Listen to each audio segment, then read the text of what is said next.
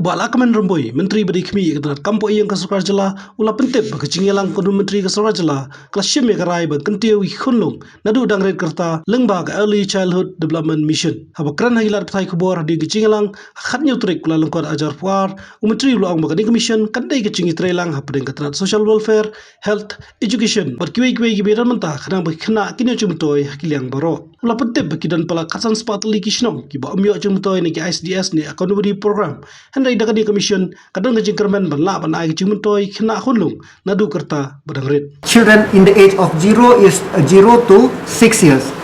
So, and as you know that as of now, the ICDS cover about 4,000 plus village. There are about 1,500 plus village which have not covered the ICDS program. And there are also the new habitation.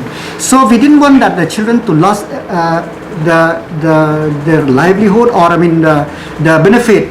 So the government of Myntri brought up this to take care both about nutrition, the well-being, and also the education value, and also the how to keep the children the holistic development in their childhood.